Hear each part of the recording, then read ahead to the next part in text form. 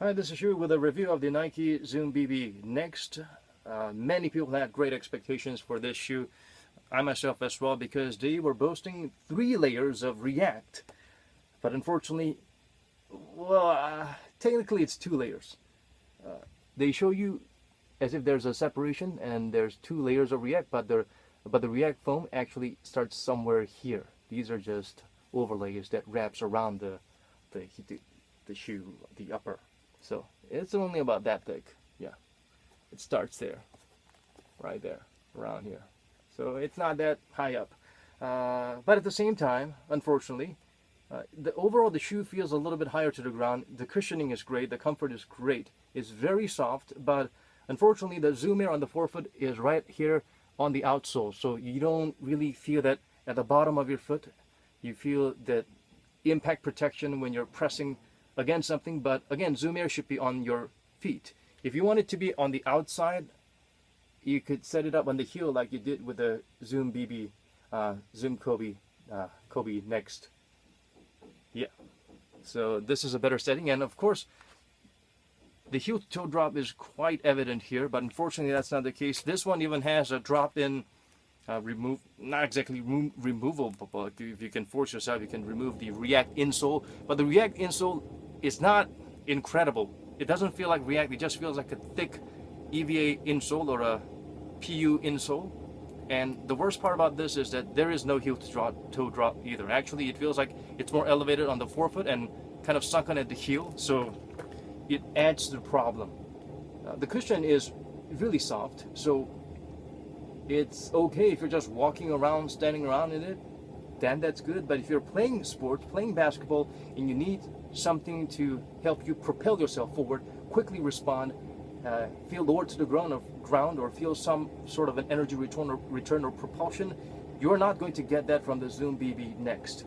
This feels like, I don't know, this, because of the elevation and the, I guess, the bounce back you get with the extra added Zoom Air with the React on the forefoot, it feels like the heel is lower and it's getting lower, even lower, and when you're compressing on them or having impact or stepping forward on them. So that is unfortunate. The size, it fits true to size. Unless you have really wide foot, you should just go true to size. If you have really wide foot, maybe go up half a size, but true to size is okay for this one.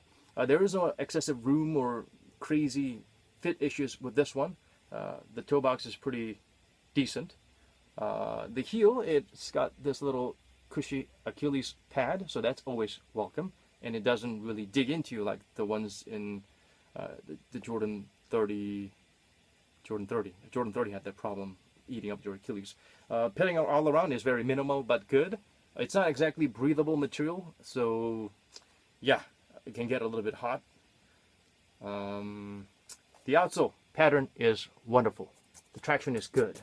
It reminds me of the Crazy Light 3 from Adidas, which had great traction. This one is a little bit thicker. The grooves are deeper. The threads are thicker, so it's good. And as you can tell by all these wavy patterns, you will have any, I guess, impurities kind of chip out instead of getting stuck there. Kind of reminds you of the Kobe 9 as well. But unfortunately here, I think it's a little bit too soft. You might have this one chip off earlier than the rest. But traction is good. And also they dug up a little bit of extra midsole here and placed a plate anti-foot inversion plate. So this helps make the shoe even more lightweight. It weighs about 400 grams for a size 9, so that's pretty lightweight. Doesn't feel that way though for some reason. And also there's a sort of a semi-outrigger shaped here, and a little bit of a wing to prevent ankle rollover, so that's good. The base is pretty wide. It's not that narrow. It's the 2 zoom pots on the forefoot and some foam cushioning at the back, so it reminds you of the Witness 4, the LeBron Witness 4, but it is a lot softer than the Witness 4. But the good thing about the Witness 4 is that the heel cushioning, whether it was Cushlon or EVA, it was a little bit firmer and there was a little bit more elevation than the forefoot. And the Zoom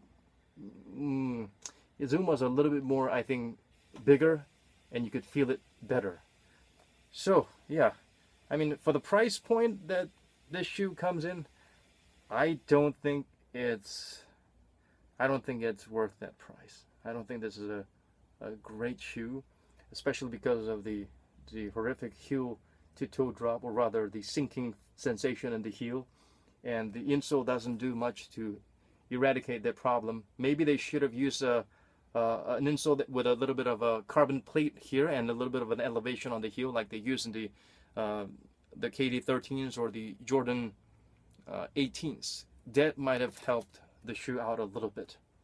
So it's so soft it feels like the exchangeable Cushlon in midsole for the Kobe 7s, which was very soft, and I tried running, and then that's actually a killer shoe for me. I wore that for a while, and it really led to me snapping my Achilles in two.